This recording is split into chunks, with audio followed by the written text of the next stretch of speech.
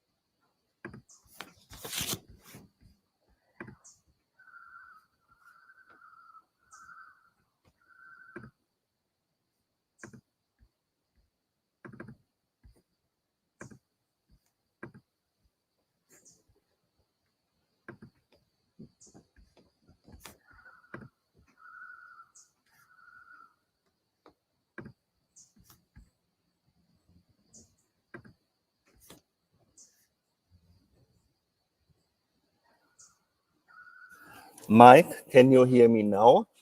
I can. Can Mike? you hear me? But why I don't hear Mike? No, we can hear him as well. I have unmuted. Yes, Mike, can you hear me?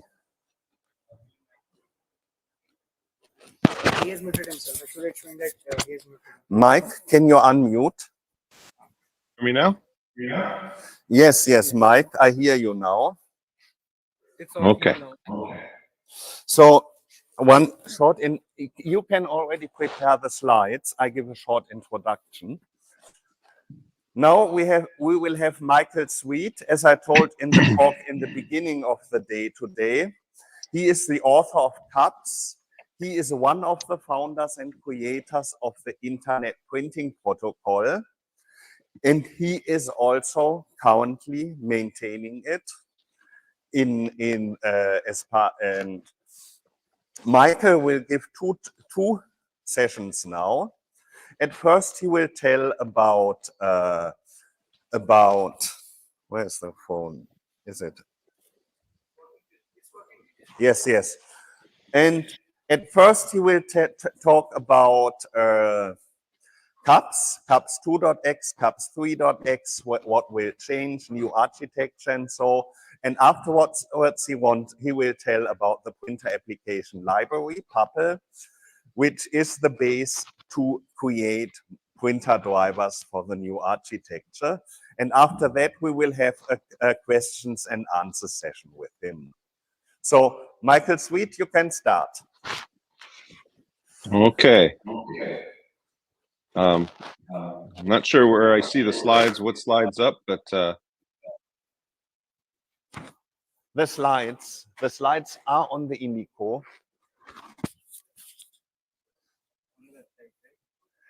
Yes. On these sessions. There are two sessions.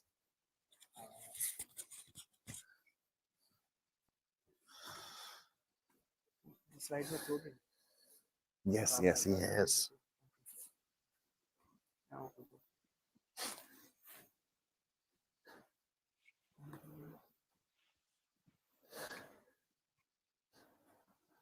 Just done now? Yes, yeah. Yes.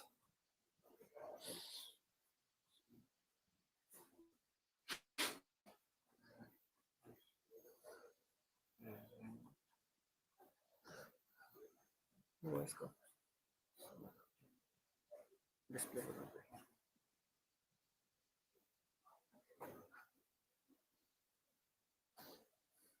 Tell him that slides are going to be changed by us.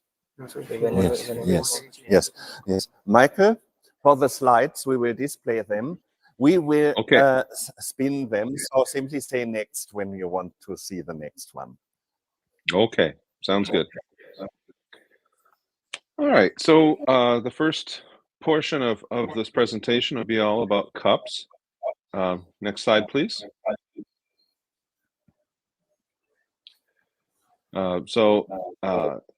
Primary purpose of this discussion is to kind of inform you about what's happening in the world of CUPS. There's a fairly big transition coming, and there's been a lot of strong feelings about this. So hoping I can allay some fears and chart the course here so everyone knows what's going to happen. Next slide, please. So CUPS used to be called Common Unix Printing System, and it's the printing system for Linux. And in this slide here, we have on the left the current way things work for printing with CUPS 2.x, and on the right we're moving towards with CUPS 3.x. So in the current version of CUPS, we have PPD files, which used to be just for PostScript files. So PPD stands for PostScript Printer Description files, and associated driver files that help convert whatever CUPS has to whatever printer will accept. And so you have applications sending in print requests, and then CUPS runs a filter chain in order to convert the incoming print file into something the printer can understand. And since CUPS 1.4, actually, we've had support for what we kind of loosely call driverless printers, and officially it's the IPP Everywhere path. And that is a standard that uses Internet Printing Protocol and standard formats in order to print things. The other way we talk to printers is through something called printer applications, and we'll talk about those later. But essentially, they're standalone applications that know how to talk to these printers. And then the legacy path is these printer drivers, you know, that again, you have a PostScript printer description file and one or more driver programs, which are called filters, that convert incoming print data into something the printer can understand. So that's how things work today. Going forward in CUPS 3, we're actually moving away from the model where CUPS runs the printer drivers. Several reasons for this, and I'm not going to get into too much depth here, but essentially distributing printer drivers is a pain, and particularly as we continue to add new architectures, ARM, RISC-V, and so forth, it becomes that much more difficult to manage those sorts of things. And in addition, the certain access that printer drivers have to the system that you don't want. Yes. So in CUPS 3, if you're going to talk to a non-IPP printer, you're going to use a printer application. And otherwise, we're just talking directly to the printer. And as you can see, there's this migration path for us where we may strip away the drivers, but we have the printer applications to take up the slack. So next slide, please. Yes. Next slide. So CUPS 2.4 has been fairly successful. Zdenek Donal has been the release manager for that, and that's you'll notice here we have a developer in Open Printing that's responsible for doing the releases and bugging people if there's issues that have to be addressed, and he has gone through and since 2021 has been releasing fairly regularly a patch update for CUPS 2.4 whenever issues come up and we discover them. And so on the GitHub repository, it's a 2.4.x branch. And he's going to continue to do patch updates as needed until we actually get the next release out. 2.4 was the first release that we did after taking CUPS back over from Apple. And so this has been very successful, made sure that everything that we want in Open Printing works as expected. Next slide, please. So CUPS 2.5 is the last of the 2.x series, and we've been working on getting all of the different bits implemented for 2.5, and I'm hoping that we'll be able to do a beta soon, and somewhere in the first half of next year have the first stable release of CUPS 2.5. And you see I have a milestone link there. That's for tracking the development and the different tasks that we have. The major improvements here are going to be OAuth support, and we've got some other nice things with localization. Next slide, please. So one of the things that we've been doing with CUPS up until this point is that CUPS would build pretty much anywhere because we targeted ANSI C. And so ANSI C was what would now be called C89. It's in 1989. And so we've been kind of behind the ball when it comes to supporting new language features that would be helpful for us. So in CUPS 2.5, we're targeting C99. That seems to be fairly widely supported. It's still 25 years old, but it gives us something to improve upon anyway. And in CUPS 2.5, we require support for DNSSD, which is how we discover things, TLS, which is how we encrypt the connections, zlib for compressing things, and then some sort of threading. Prior to this, threading was optional, but these days it's really required. We've extended the current DNS-SD support in CUPS 2.4 to support what they call wide area lookups. So on your DNS server, you can actually define services and printers and so forth right there, and then they will be available to everybody on your enterprise. The localization improvements I mentioned. Previously, we would just do whatever the current language is. We're going to use that as the language for the PPD file. And of course, there's plenty of places where you've got people speaking multiple languages. So we've updated that so it grabs all of the languages that the printer supports and provides them through the system. OAuth is going to provide a replacement for Kerberos, which it's showing its age. OAuth also happens to be what Microsoft uses for the new versions of Active Directory.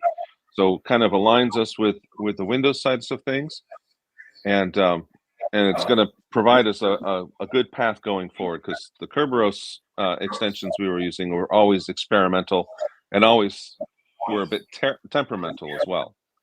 And the last thing, and this has been requested for quite a few years, is support for the IPP job sheets call attribute. And what that is basically a way for you to specify banner pages and say, I want my banner page pulled from tray 2 instead of from the default tray, or I want it printed on blue paper or something like that.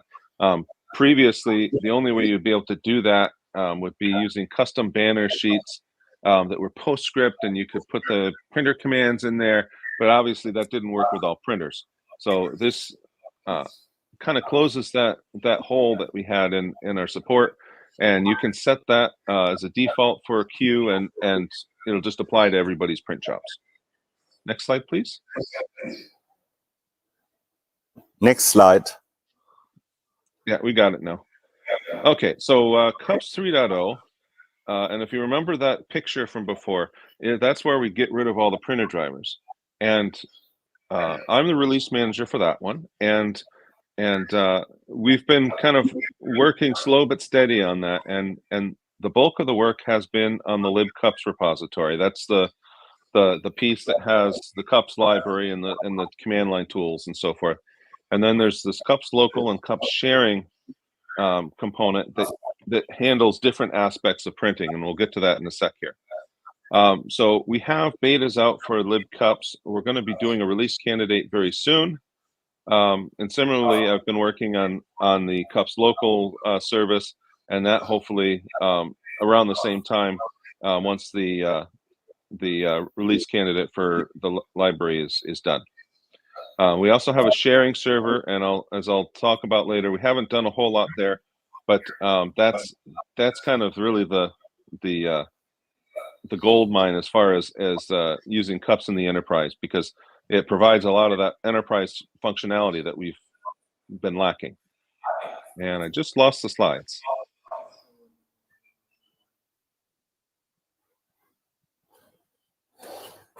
Okay, there we go. So the architecture for CUPS 3, that's a good slide to be on, and you see this with the projects too. It's kind of divided up into these 3 different groups of things. At the bottom, you see there's a CUPS library. That's the libcups project. And then right above it, you see CUPS tools, which is the tools that are included with the library. That's IPP tool, IPP find, IPP transform, a few other things there that provide your basic commands that you can use to manipulate things. And then the CUPS commands and the CUPS local server, you'll see there for the user level on the left, that's our local server. That's the thing that is running, doing your print jobs, popping up dialogues saying your printer's out of paper, your printer's out of toner, things of that nature. And that's going to be responsible also for collecting credentials when you need them for doing shared printing, popping up dialogues to say, hey, this printer wants to send a whole bunch of more information onto it, and do you want to? So a lot of the privacy stuff that we've been working towards will now be possible because we can actually interact with the user at that level. So all of those things on the left there are part of CUPS local. And that's the next piece of this CUPS 3.0 architecture that's going to go into beta in a few months here. And on the right there, on the system level, you see the CUPS sharing server. And that's basically fulfilling the same role that the old CUPSD did, being able to share printers, do printer accounting, access control, and that sort of thing. And that's the part that still needs to be fully developed. And we'll get to that in a second. Next slide, please. So here's just isolating libcups there, and then that's the repository. The commands there, you see, we have IPP EVE PCL, which handles basically it's a print filter for PCL printers. IPP EVE PS, which is a print filter for PostScript printers. And those are things to handle like your generic printing to office printers. And there's support in there for using PPD files for the PostScript if you have that linked in. But really, that's going to be relegated more to the printer applications in the future, and we'll get to that in the next section here. IPP EVE printer is the same program you get with CUPS 2.x. It basically lets you have a command line way to run an IPP everywhere printer emulator. IPP find finds printers. IPP tool talks to printers, and IPP transform. It says pending here. I should have deleted that part. That is a program that takes input files and converts them into something the printer can handle, and it supports standard file formats in addition to PCL and PostScript.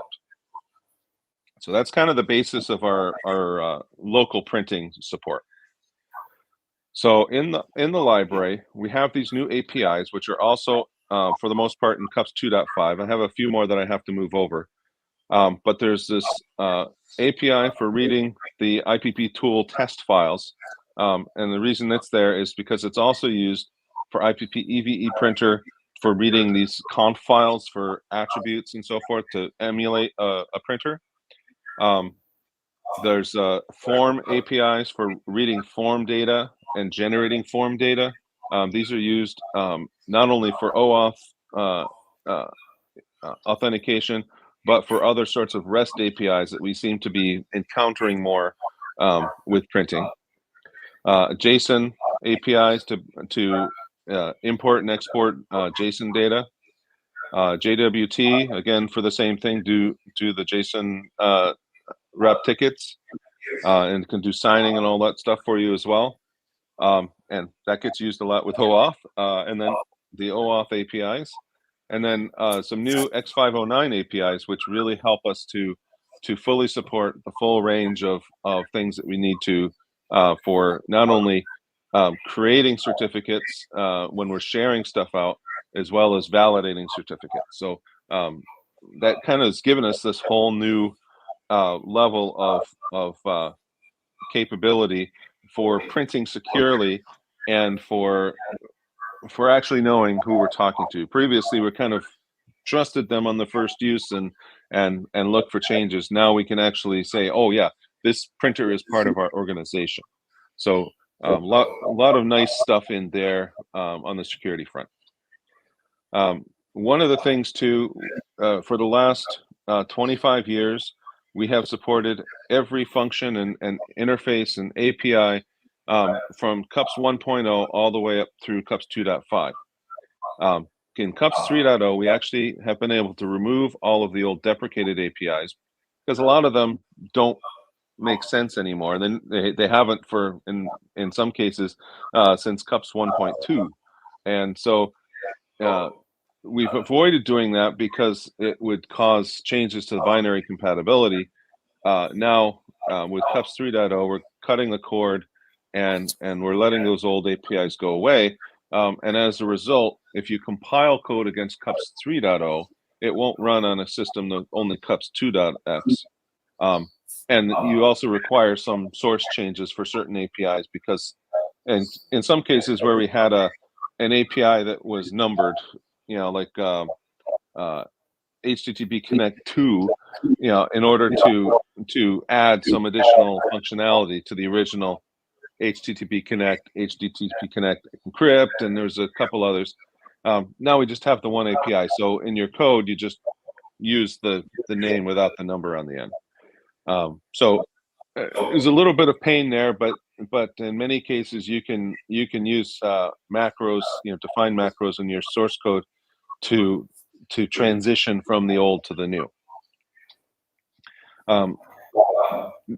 All of this is in the documentation as well. We've made sure that there's clear documentation to say what's changed. But there's in some cases where we would return an integer before. Now we return a bool value because C99 has bool, but C89 did not. And there's other changes like that where it just makes it easier to match things up. All right, so this is the thing that's going to come out shortly as a release candidate, and by the end of the year we should be on a stable release, and these components are going to be released separately, at least for this first stage here, because we want people to be able to build upon what we've started with here. So next slide, please.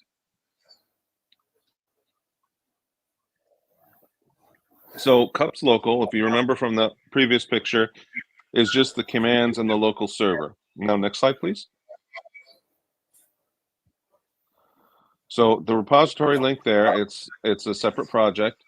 The commands that are included are basically all the old cups commands, the things to print, all the administrative things to manage are all part of this repository. And then there's this new local server. We call it cups local D. And at one point I had a dash in there, but dbus didn't like having dashes in program names, so we dropped the dash. And it's basically running as your user for your print jobs, and it only handles the local print job requests. It only has temporary queues like we have in cups 2.x for printers that are available. And it has this Unix domain socket, just like cupsd does, but we discover what the path is for the socket with a dbus API. So basically, we can run as a user, have dbus start us up, and when it does, it provides us a way for finding out how to talk to this service. So it's mostly complete. It needs some testing. It needs me to stop breaking my systems here. I've been doing a lot of testing on virtual machines because every time I mess something up, it makes the system unbootable. But once I get that straightened out and I'm happy with the results, we'll do a beta of this, and it handles all of the things that we need for a typical system. Next slide, please. So this is kind of a look inside the local server, and as you can see, it's doing the same sorts of things that cupsd used to do, but it's also got these user interface things that have to happen. And before cupsd ran as root, we couldn't talk back to the user directly. We had to do all these indirect messaging things, and most of the time it worked, but sometimes it didn't. So we wanted this to be a more robust experience. So anytime that you are printing or something and something happens that needs your attention, you get a notification, and then you can click on that notification and then respond. So if it's something like the printer has said, I need to gather a whole bunch of information about you and your system because I'm hoarding data on the people who are using our print server. You as a user have an opportunity to say, I don't really want to do that, and no, don't go ahead, or I only want to provide this information if there's stuff that mandatory versus optional information, or you can say, oh yeah, this is fine. This is what I need to do, but it's explicit authorization for that sort of stuff. Yes. And there'll be other times if you're printing to a printer and it comes up and it says, hey, the certificates changed, or it's some sort of policy violation, you can actually respond to that instead of it being buried as a message in the error log. So that's kind of the focus of CUPS Local D, is to have a much more user-friendly way to print. Next slide, please. So the sharing server is the last piece, and as you remember, that was the one box there on the right-hand side. Next slide, please. So it has a repository. It's mostly empty right now, but it will get filled up very soon. And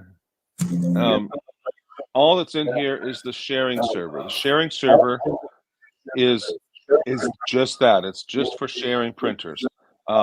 It has an accounting interface, which we're working out, so that third parties can add accounting plugins and be able to keep track of printing, authorize printing, or say, okay, no, this user can't print color, or whatever the restrictions are, and also be able to handle doing OAuth or regular username password stuff with your local password infrastructure.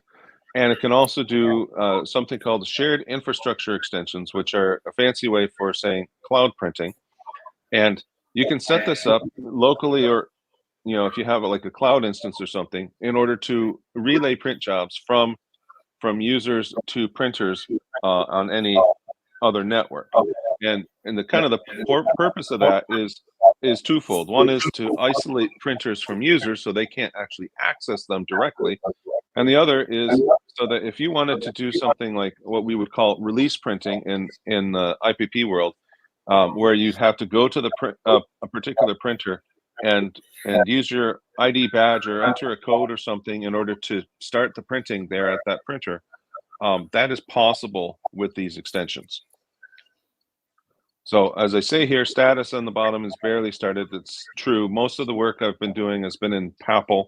And as we go forward, you'll see here that PAPL is not only for the printer applications, but it's now also for the local server and the sharing server, for providing the management of the print jobs and the printers themselves. So next slide, please. So here's the look inside the service, and there's some differences here. First is there's no dbus API, because this sharing server is going to be run on a network port and listening for connections from outside the system. So it's really focused on being a server, as opposed to just being something that's just existing on your one device. The other thing is this service provides a web interface, and whereas with the local server, you're just concerned with local printing, and there's not a whole lot of configuration to happen there. On the sharing server, there's going to be a lot of stuff to configure, and so the point of having this is so that you have a network service on your network that you can use to manage all of your printing. And so we're going to have all that in there. There's the authentication support, there's the accounting support, and really the things that CUPSD did well, you'll be able to do here and do them better, because now we aren't dealing with the printer drivers and did they implement things correctly. Now everything is following standards that we've been using for 25 plus years, and it's going to be a much cleaner experience. Next slide, please. So some of the challenges with CUPS 3 is obviously we're doing a lot more than we used to, especially when it comes to actually talking to the user directly, and so that poses its challenges, not only for the existing developers, but finding more developers so that we can really polish this up and provide the functionality everybody's been asking for. We have only 3 minutes left. Okay, Thank you. I'm almost done on these slides. So the one thing, by extending PAPL, I've been able to make it do everything that we need for the servers. So we get to use PAPL for the core server bits.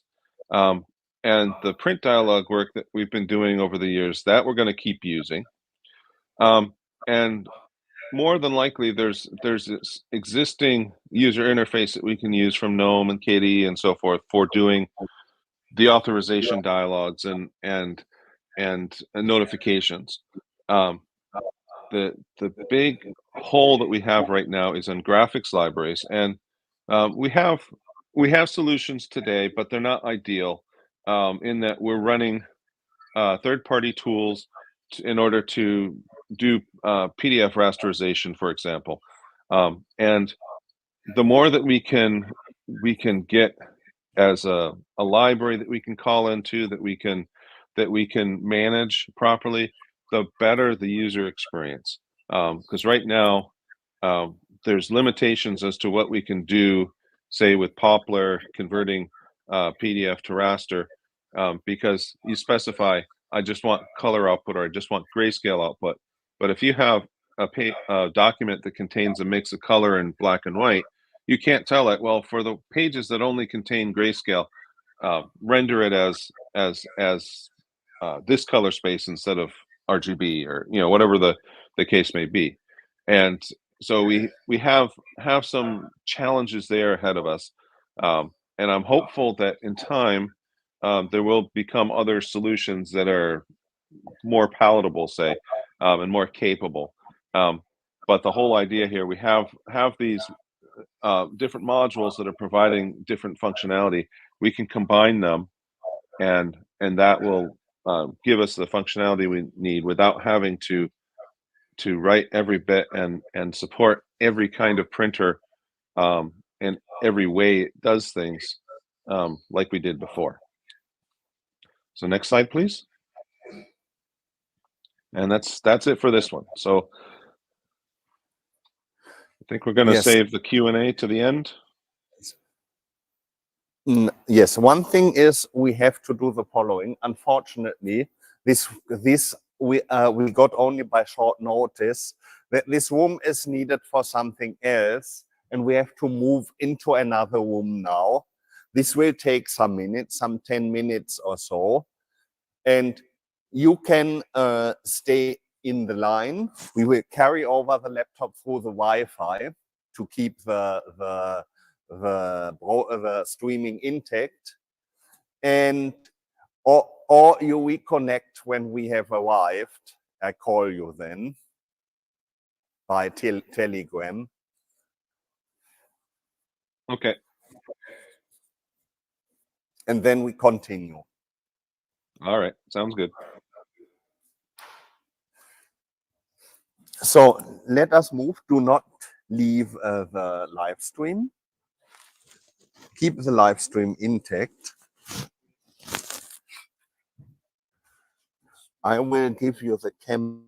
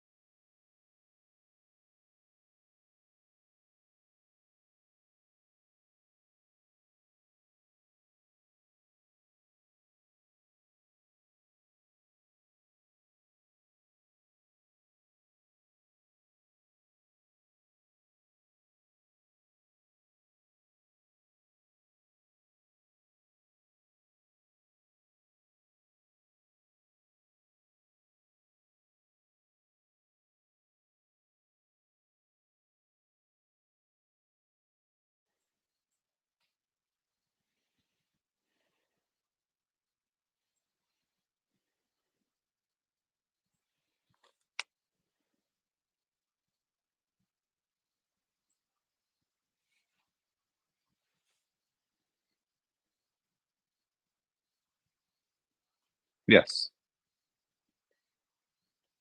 I am joined.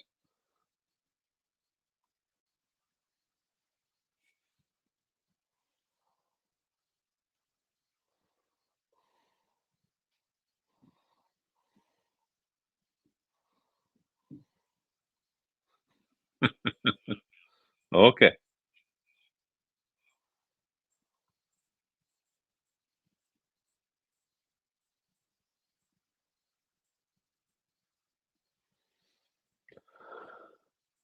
Okay, can everybody hear me?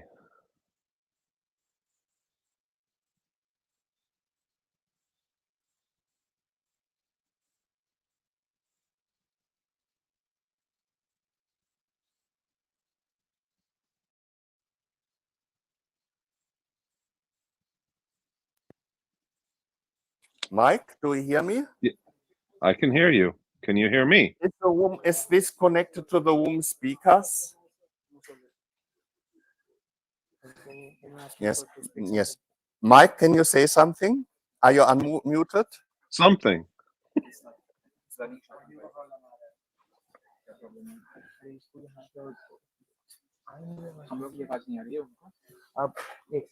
Yes.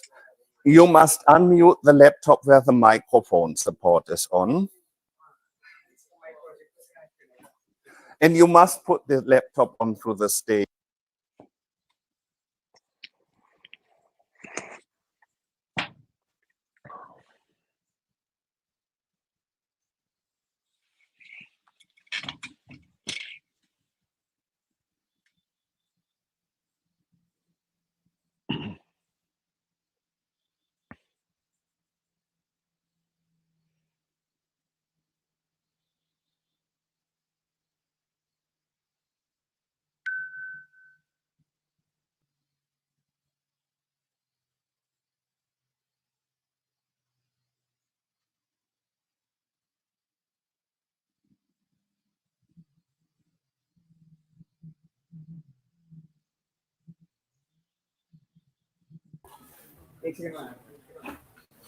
Okay, can you hear me now?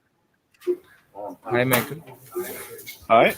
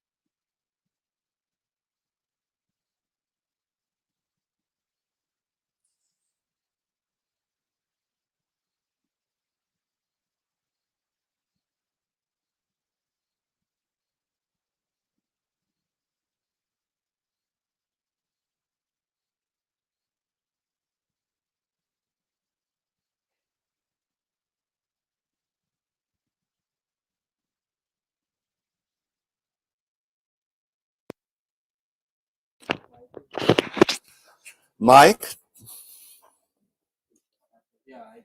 Yes, Mike, do you hear me? I can hear you. Can you hear me? Yes, I can hear you. So we can here go to projection. Yes. And I got now told that we have only 10 minutes left for for you, Mike.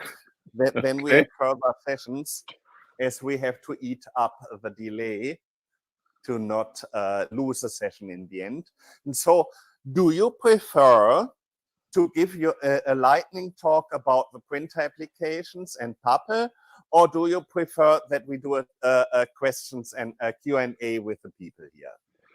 I think why don't we do the Q&A, because I think if you're interested in printer applications, we can, the slides are fairly self-explanatory. I can go through a couple slides here just to briefly talk about it, and then we can go to Q&A. How about we do that? Yes, yes.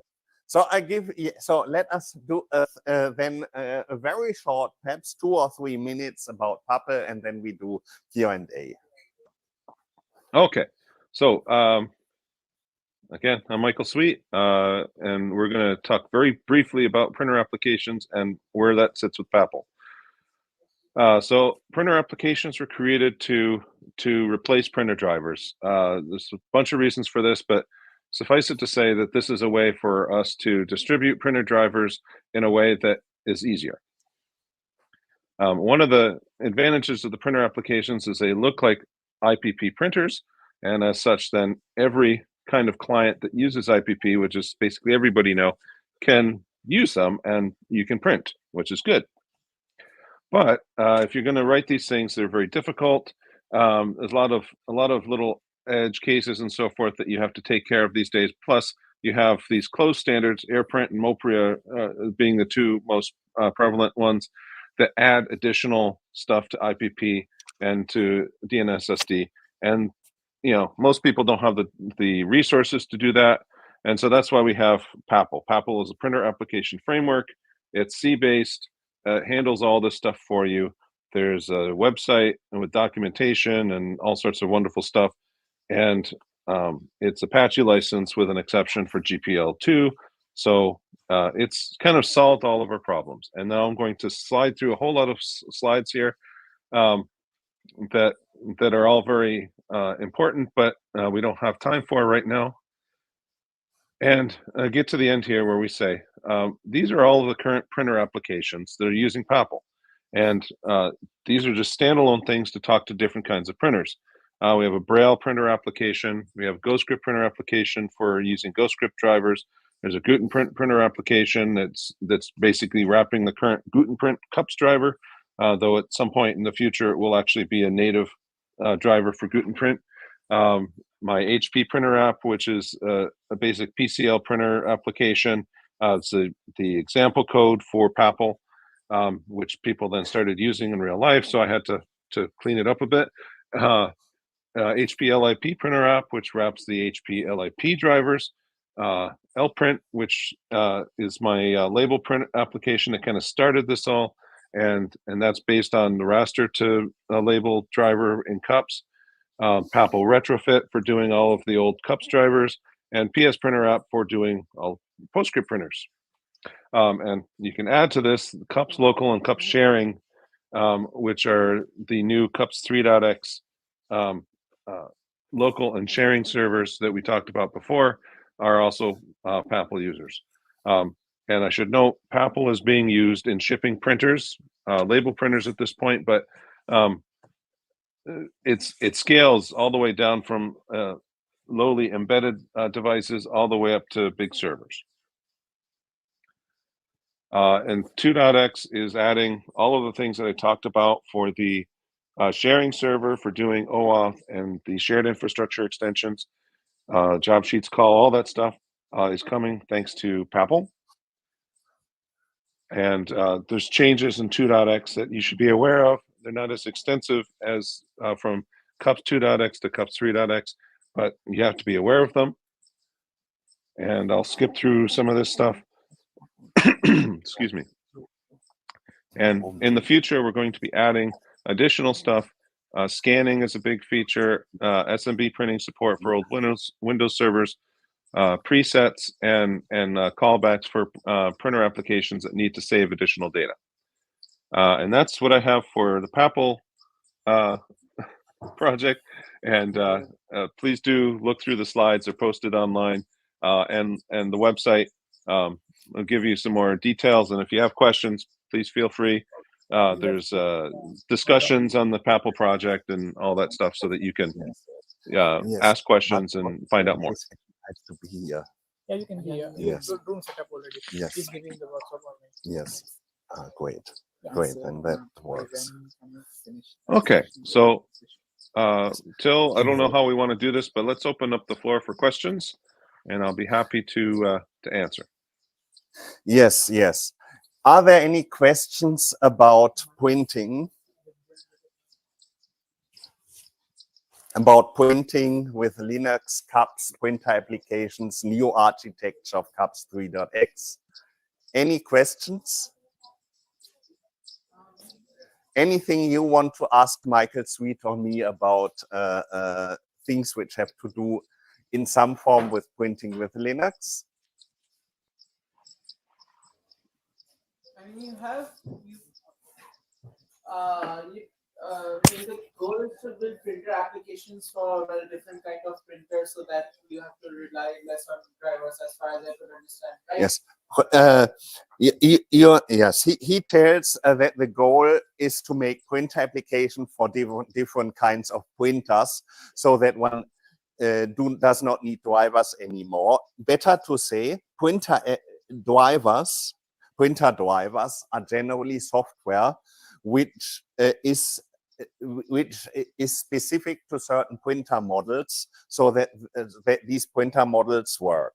So the standard output must be somehow turned into the printer specific output.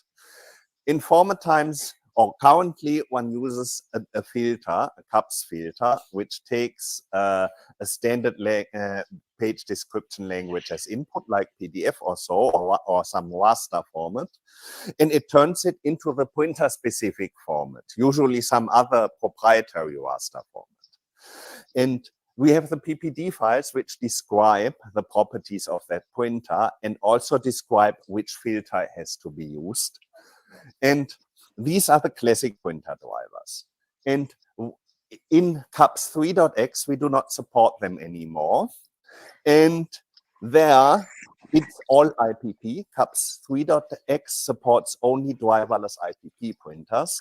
And so for the printers which need a driver, we have introduced a new driver format. The new driver format is a daemon, which on its front side emulates a driverless IPP printer. So CUPS 3.x sees it and prints on it.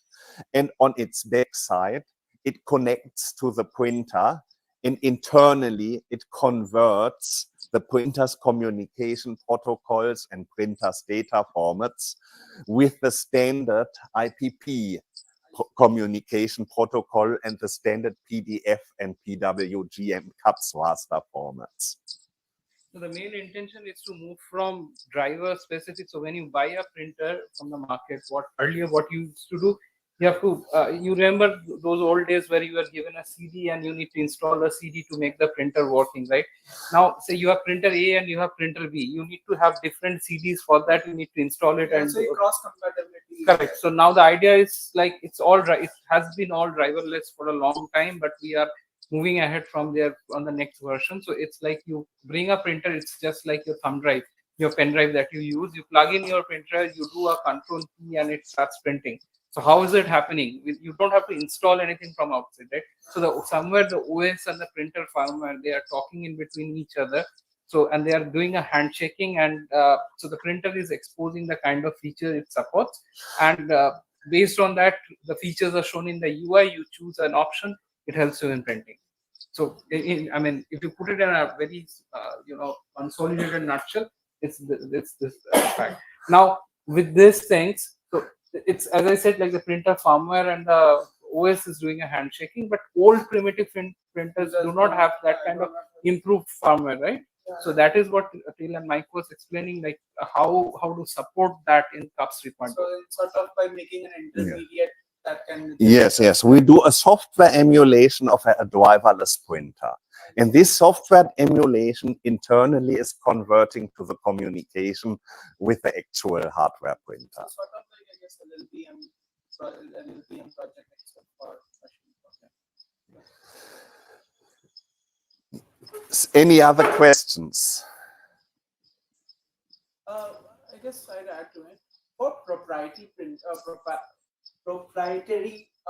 printers, like you mentioned, HP being supported, right? So doesn't the proprietary nature make it harder to, I don't know, build drivers for it? Yes, it is as hard as it was before. you need for a proprietary printer, you need to write a software which converts standard communication into printer-specific communication.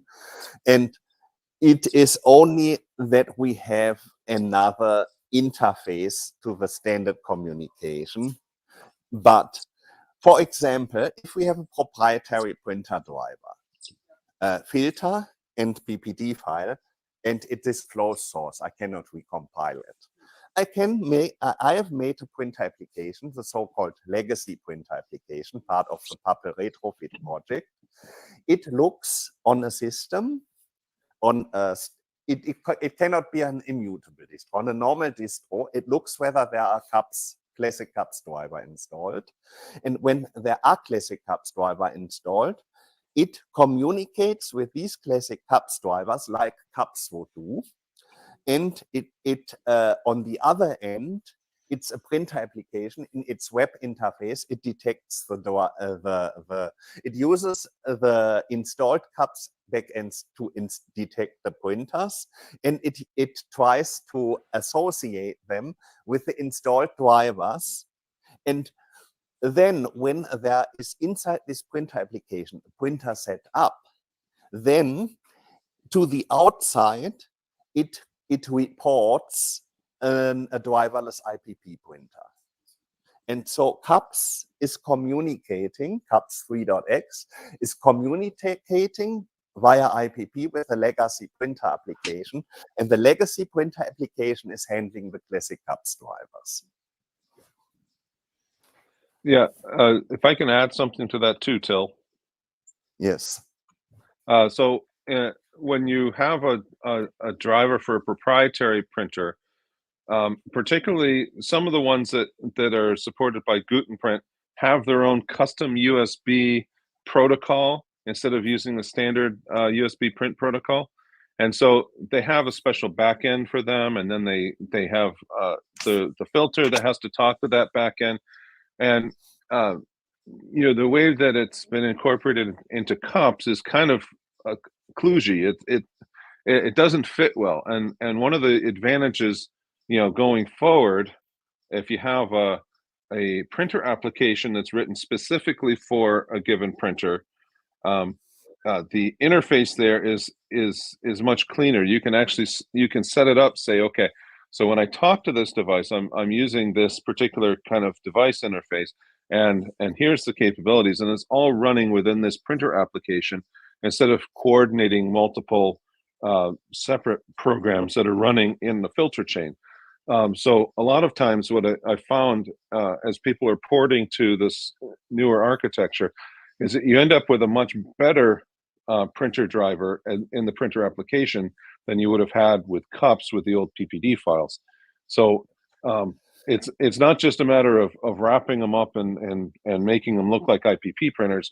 It's also making it possible for you to use the right internal interfaces when you're writing your printer driver for these non-IPP printers, so that from the outside it looks like a fully functional driverless IPP printer, and the hope is that in time you get more manufacturers coming on board and saying, I want to do this so that when we're supporting these printers from Linux or even from Windows for that matter, that this is how we're going to provide things, because all of the operating systems are moving towards this IPP model, even Windows, and I never expected that would happen, but it has. So we kind of started a movement, if you will, with this idea of having printers that don't support IPP, emulate that behavior, and that's given us a lot of room to improve the printing experience, and not just shuffle deck chairs, as some people would call it, because we're changing from a PPD centric interface to an IPP centric interface. There's a lot more happening behind the scenes, and I can only hope it will end up meaning something better. and even for printer drivers, being able to run legacy printer drivers, you can do so in QEMU, for example, to emulate different architectures on an existing system and have things still work, whereas before, you might not have been able to keep it working. One can much better integrate internally when one does not have filters, backends, and so on. The PPD file is also a restriction. The PPD file has only the PPD file can supports only Boolean options and enumerated choice options. But if you have a complex driver like Buttonprint, you have a lot of numeric options. Or if you have an enterprise laser printer, there you could have a password option, as you could do a protected print where you enter password and send it along with the job. And to actually print the job, you have to go to the printer and enter the password there. Or fax, if you have a fax out queue to send a fax, you need an option for the phone number. And these special options are not available in PPDs. There are awkward workaround. And in IPP, many more option types are available. And so with a printer application, you overcome this restriction of PPD files. And another thing is for Windows, Windows also wants to go in what I call the new architecture, going all IPP. They want to get rid of classic drivers because classic drivers on Windows are even system kernel drivers. They are so deeply involved in the system that when there are bugs, you can have easily crashes, vulnerabilities, and so on. And so they say, no classic drivers anymore. We go all IPP. And so then they will not use CUPS, but Mopria. And Mopria is not as good and stable as CUPS, but they will all go IPP, but they will not support printer drivers anymore. That is the difference between Microsoft and us. We are retrofitting the old drivers. We do retrofitting printer applications or printer applications in general. Microsoft does nothing equivalent to printer application. They just do not support anymore any printer which is not a driverless IPP printer. But we from Open Printing, we have a workaround for that. You probably know WSL, Windows Subsystem for Linux. You run printer applications which we make for Linux under WSL. And with this, they appear as driverless printers under Windows, and you can print under Windows on your old printers, which the manufacturer or Microsoft has given up, or when Microsoft goes also into the new architecture, you can continue using your old printers. There's a how-to on the Open Printing website. If you go on www.openprinting.org, on the front page, scroll a little bit down, then you find a button named Windows, and you click there, and then you learn how to use WSL and printer applications to support old printer under Windows. And people really liked it. When I have 2 years ago presented it on the Open Printing Summit, on the very first Open Printing Summit, it was the most liked and most written about session. It was only a lightning talk.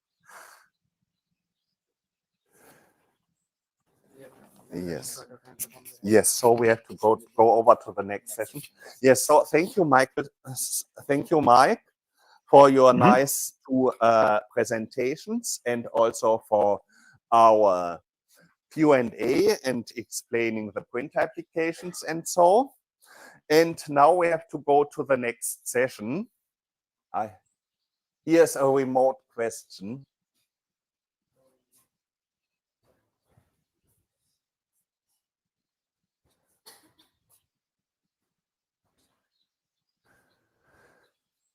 So I think this is very general, this question. I don't, yes, yes. What? We are really running short on time. So yes. For now. Yes, I think we will end this session now. Mike, thank you very much. So we go here on to the next session. And sorry for all the delays. we had real problems with the AV. Understand. And then they have also kicked us out of our large room, and we had to move to another one. And this took us also some 10, 15 minutes. I was running through three rooms to check whether everyone has correctly moved and everyone is streaming and so on. So it's not easy.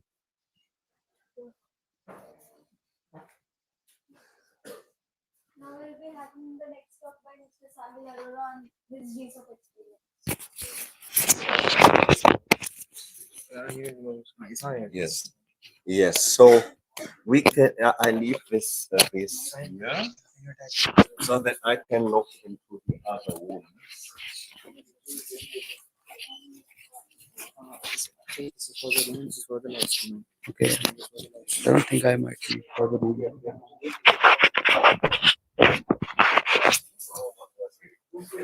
Okay. Yeah, I think we can.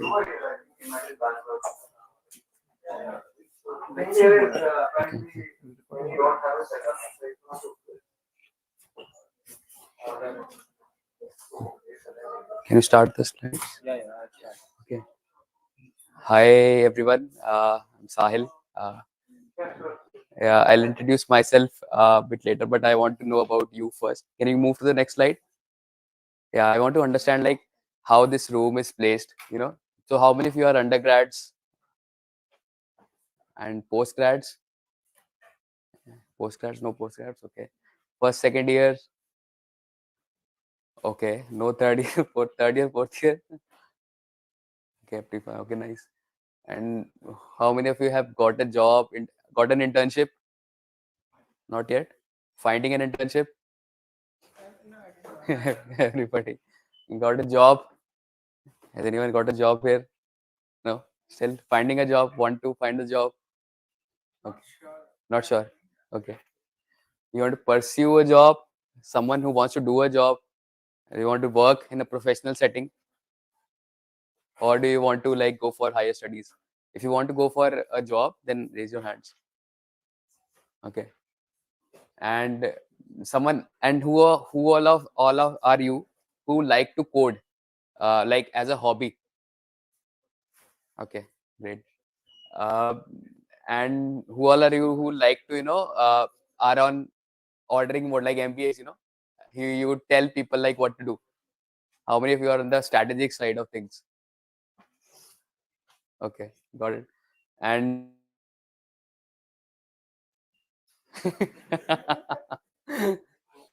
the others are May, like the others are, and people who know what they are doing with their life. Last question: if you know what you are doing with the life, raise your hand. Somewhat, okay. 2 people, enough, more than enough in the room. Okay, next slide. Next slide, please. Yeah, okay. I'll introduce myself and what I'll be speaking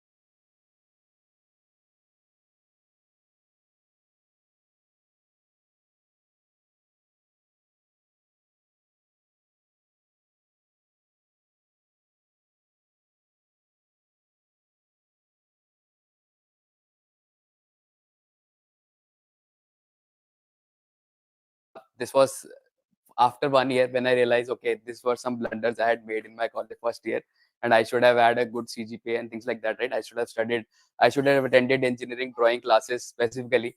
Even though they are bad, I got an E grade, but I should have attended it. And so after that, I wanted to, undo all those things. So I headed the programming club. There was no club at that time because IIT Mandi, is very new at that time.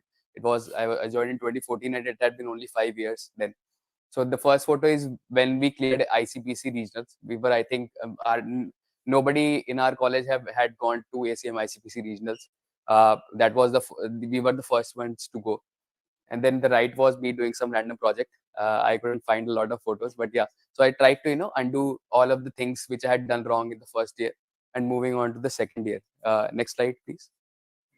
Yeah. So during the internship, I was mostly focused on technical skills, right? So what should I learn? These things, and you do interview bit and code chef and lead code and all those things, right? You that's the usual path of any software engineer. Either you go to develop some things, or you go to some kind of platform like code chef, code forces, and do all those coding, right? And I was very good into that. But when the internship season happened, right, that is when I kind of lost it. Basically, I knew all the questions, and the interview I did it. I completed the interview questions in 20 minutes. Then the interviewer asked me, that is the Amazon interview. The interviewer asked me, "Do you have any questions for me?" I said, "Yeah. Where do you live?" So that was the that was the question I asked. Needless to say, I was rejected, and I was even rejected with DirectEye, Google, UHG, Optum, and others based on my CGPA from the first year. And wherever I applied off campus because of my CGPA, I was never selected. And even though I worked very hard in my not in my first year, in my second year, I was not able to get any good opportunities. So that was kind of the 2 years, and which kind of really motivated me to do something. Like I needed to fix it. Next slide. So that was my first internship. It's 15,000 per month. I got at Khosla Labs. It was in Bangalore, December 2016 to Feb 2017. But I was also the programming club head, and people used to ask me like, okay, what was the benefit of doing all this programming and teaching others when you can't land a internship of yourself, right? And there were a lot of questions. And given, I'll give you a scenario, right? IT Mandi is on the hill, right? And when people used to come for internship, they used to go back because there was a landslide.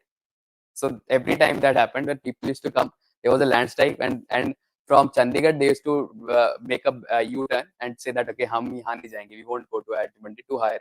So it was very difficult at that time. Next slide. So that was we say that comparison is the thief of joy, right? So people in my batch were getting like 3 times the internship packages, and I was like, okay, what do I do? What do I do? When there were no options for me, right? And next slide. So that then I got to know about Google Summer of Code. At that time,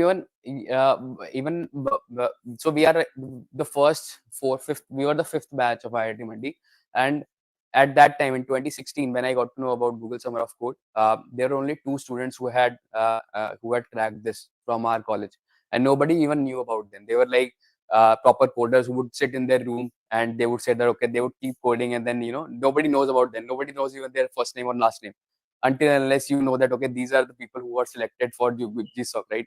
So I asked them that okay, this is my last chance. How should I apply for Google Summer of Code, what it is, and things like that.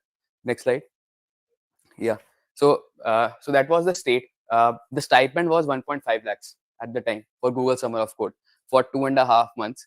You code, you find an organization, and you will get 1.5 lakhs. That was like a win-win situation, right? But there was no standard operating procedure, right? You did not know how to. So basically, think of it like that. There's a kitchen, right? There's a kitchen, your neighbor's kitchen or some random kitchen, and you have to go there and start cooking. You don't know the neighbor, you don't know the address, you don't even know the address. First of all, you don't know your neighbor, you don't know like what is it that you have to cook, you don't know what exactly are the ingredients there. So that was Google Summer of Code for me, right? I did not know what exactly I had to do and where exactly I had to start, right? Next slide. Yeah.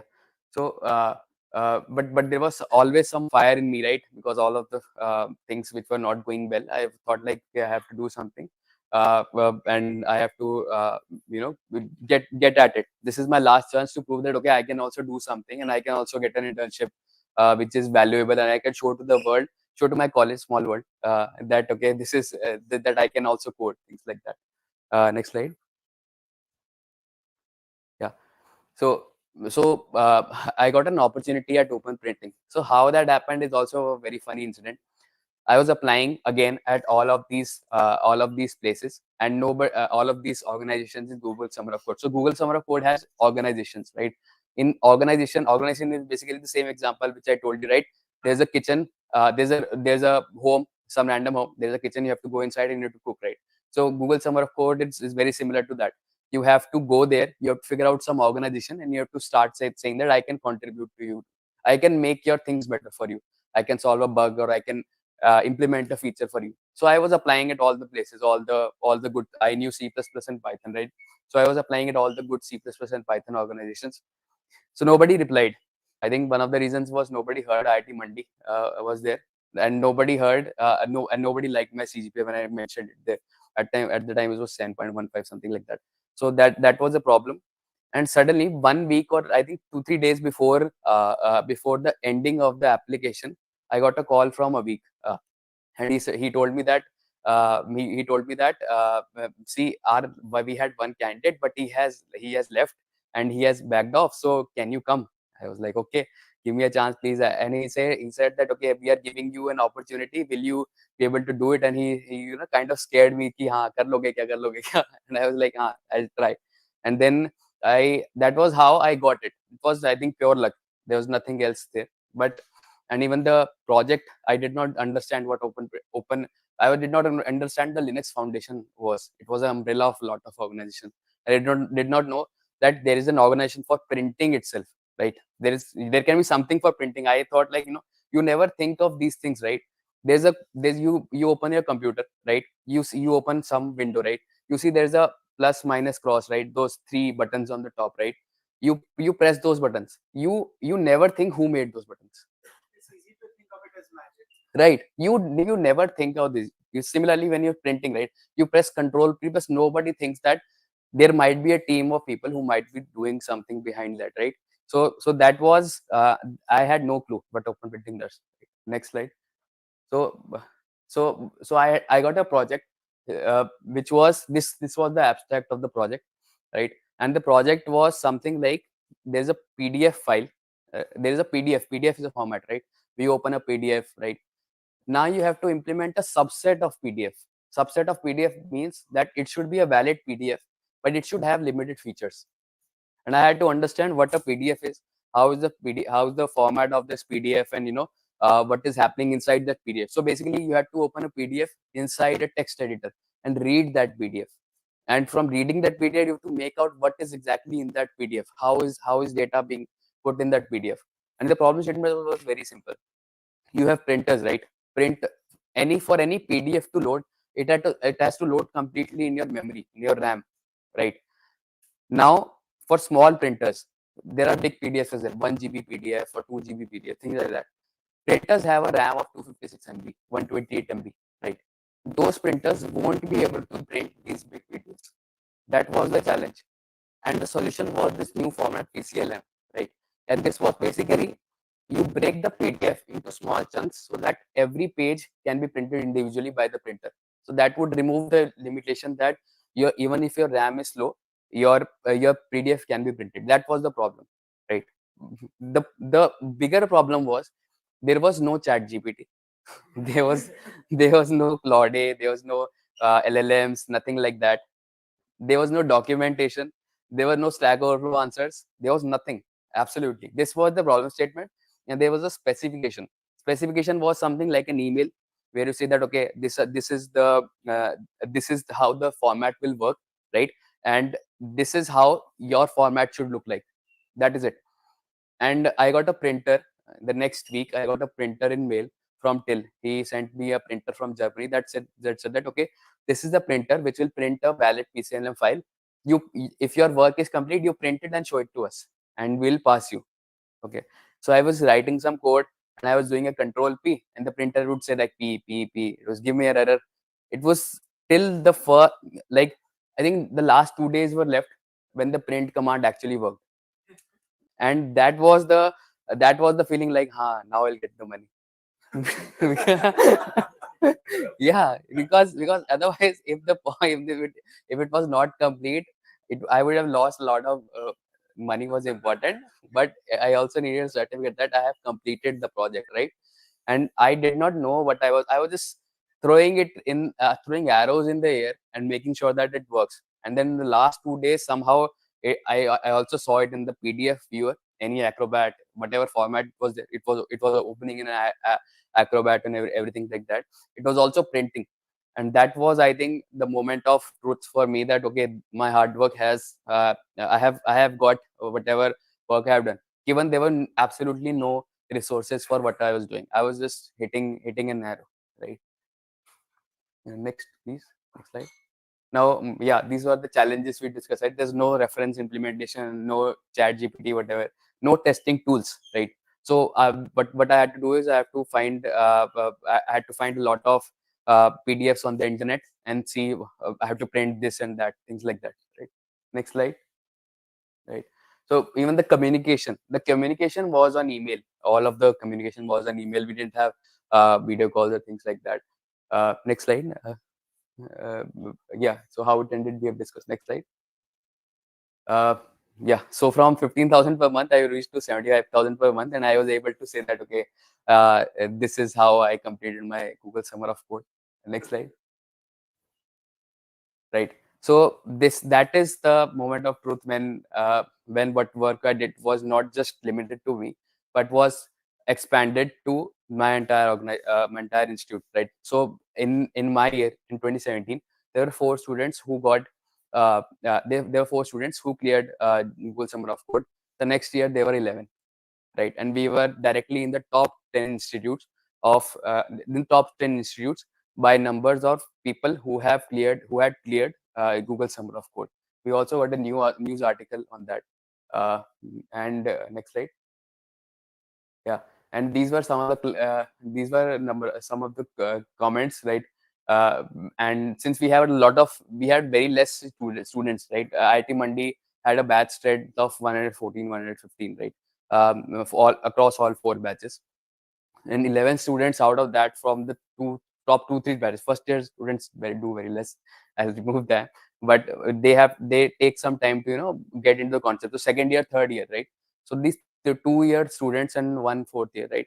We did a huge we broke a huge milestone, 11 selections from just IIT Mandi, and we were above a lot of other IITs as well in that 1 year. Next slide.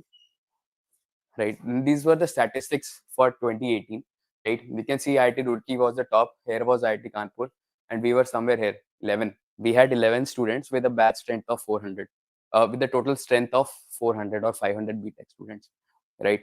And that is what we did. Fast forward 2023, only 11 students were selected from IIT Mandi only for open printing, right? These 11 were not all from IIT Mandi. Okay. Many. As we have done last year, the opportunity. I should have No worries. a mic so that the remote people can understand me. Yeah. Yes. We had last year here in the IIT Mandi the first opportunity open source, and in reaction on this, we got more Google Summer of Code students. We got 11, but they are not all from Mandi. Most are from Mandi. There are from some others. We have even one from Singapore, Zhongxi Yu, who has given a talk today in the morning, and his mentor has given a talk two talks today after lunch in room 2. And so it's not all Mandi, but the opportunity open source in Mandi has helped us to get more. So we have had a lot of progress since then. Next slide, please. Right. So that was the list of students from GSOC. Now, when we talk about open source, right, it's not about this one organization, or we are not trying to publicize that you should do only this. You can look at the list. Linux Foundation, KDE, Linux Foundation, only 2 for Linux Foundation. Then Mifos, Mozilla, Octave. These guys were working on the Firefox, the browser you use. This was an open astronomy. They were working on some kind of tooling to figure out what was the constellation and how accurate the position of the constellation, as far as I remember. Zulip is an alternative to Slack, communication app, right? Uh, AOSS, I am not sure. PHP My Admin is basically we use for all the PHP apps, things like that. And there was one more from FOSS, as I don't know what that is, but FOSS Asia, right? I don't know what that exactly does, but yeah, that was what we did in 2018. So everybody selected one organization from their interest, and that's how we kind of did this. Next slide. Right. So after Google Summer of Code, how my life was, mostly similar, but I have been a mentor 3 times, 2019, 2020, and this year as well. And this year, I'm also going to the US in the Google Mountain View office. There's a Google Open Source Summit as a participant there. Right. And next slide. Yeah, community contributions. Yeah, so this I have discussed. Yeah, there's definitely an increased participation at my institute as well, and then multiply it by 1.5 lakhs. You do the math. Next slide. Yeah, next slide. So now we'll discuss, some of the what you can do apart from open source like GSOC. GSOC is not the end of the world, right?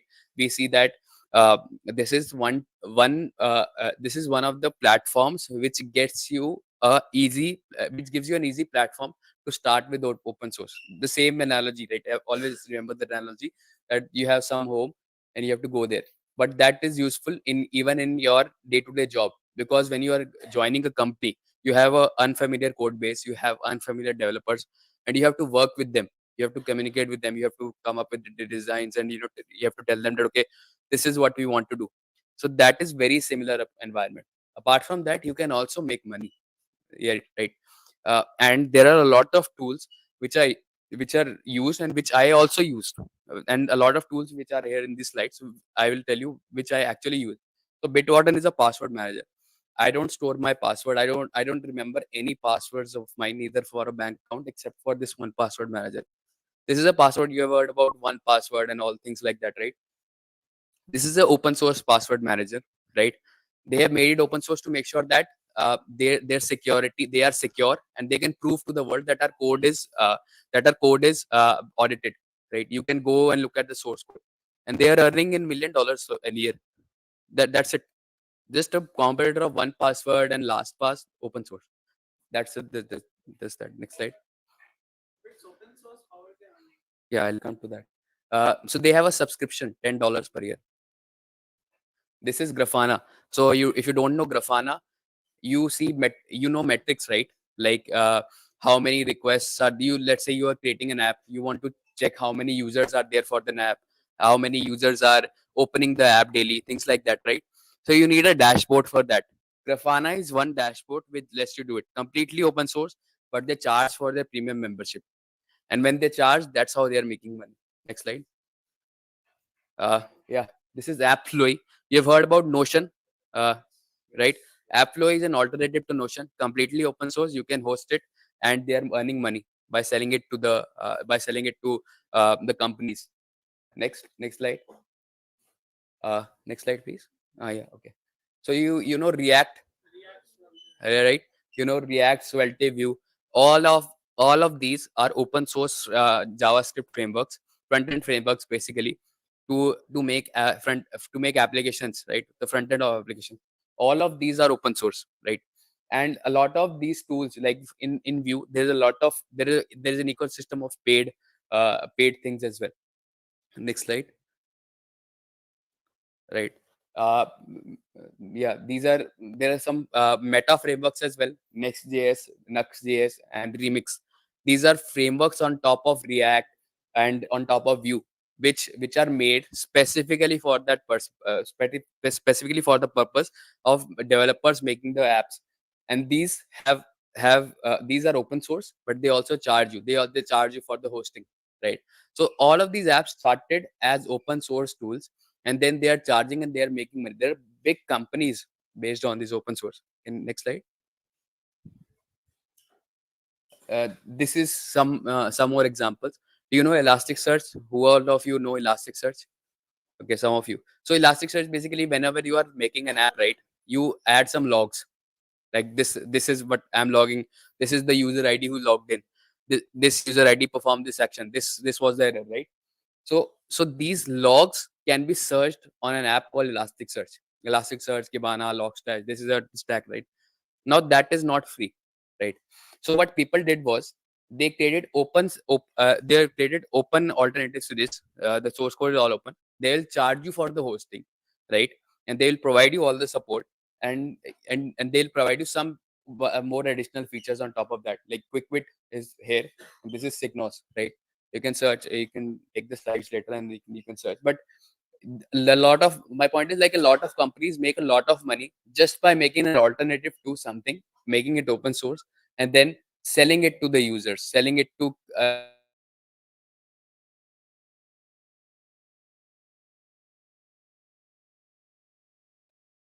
yeah, these are some more tools for Authentic, Authelia, and Keycloak.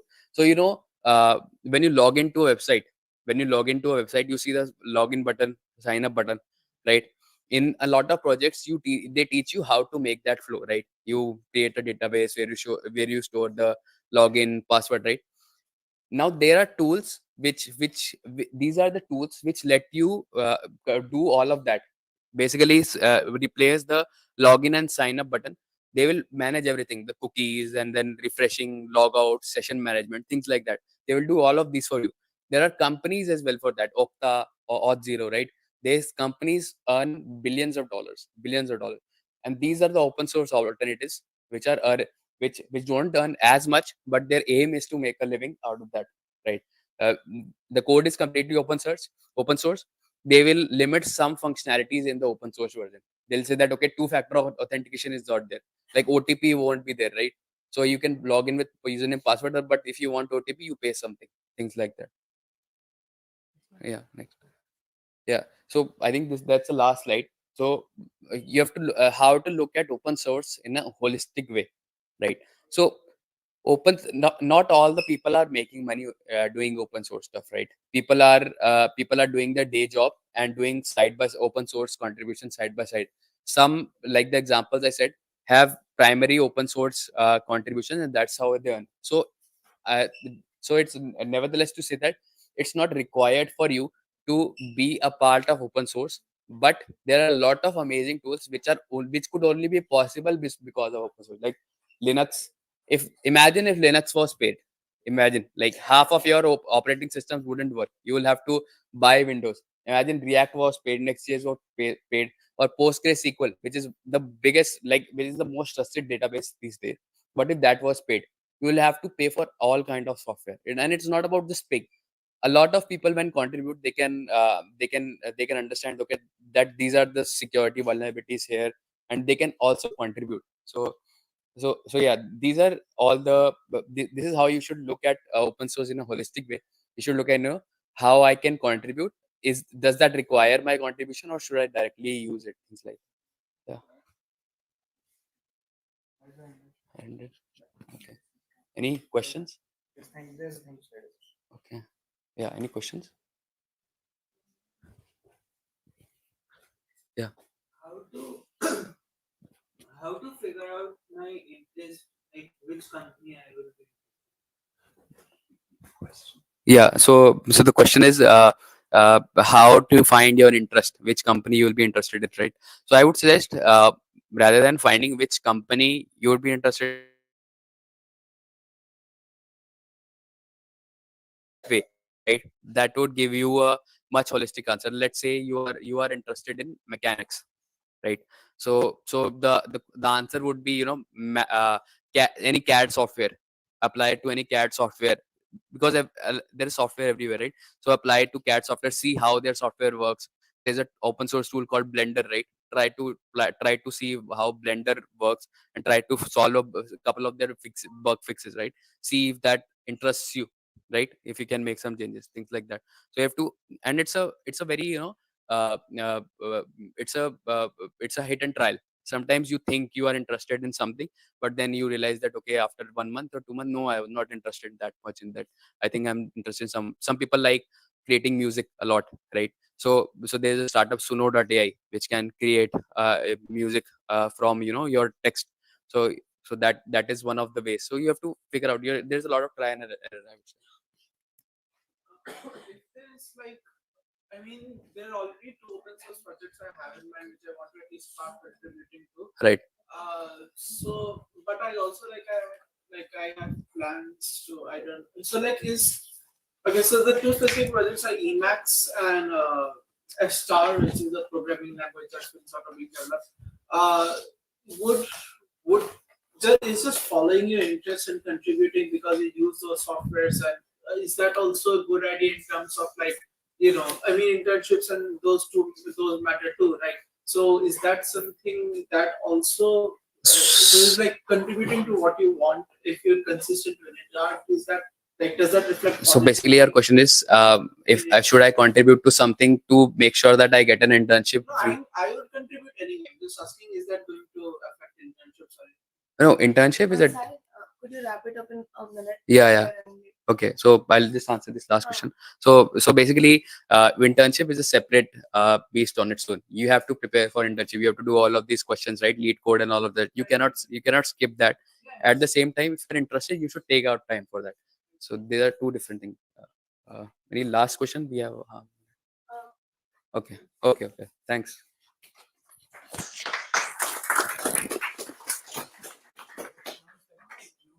So now we'll be moving on with a virtual talk with Mr. Ayush Chopra on population AI and agent. MIT से हो.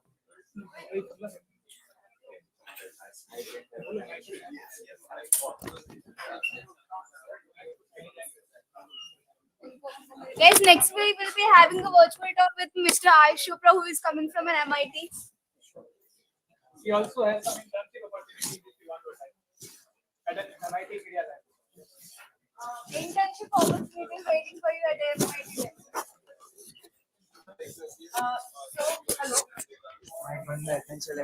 Hello. Normal. So the next talk is of Mr. Ayush Chopra from MIT Lab. We also have internship opportunity at MIT Lab. So if you want to continue the talk, please sit down. Start. Hello. Hi, yeah. Can you hear me? Yeah. We can start your talk. Okay, sure. Yeah. Yeah. Okay. Yeah, I mean, let me know if there are people in the audience or not right now. If it's too Yeah, late, I'm we turning can on. probably still I'm call turning someone. on the camera. We will start your talk in a minute. Thank you. वो कर। ओए, हट जाओ, सामने से हट जाओ। Please have a seat, all of you.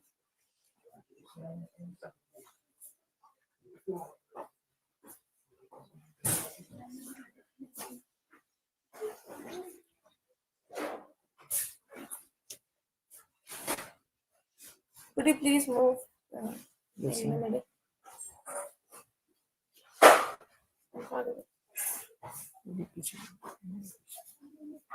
इनसे बोल रहा हूँ Could you also please shift? this side.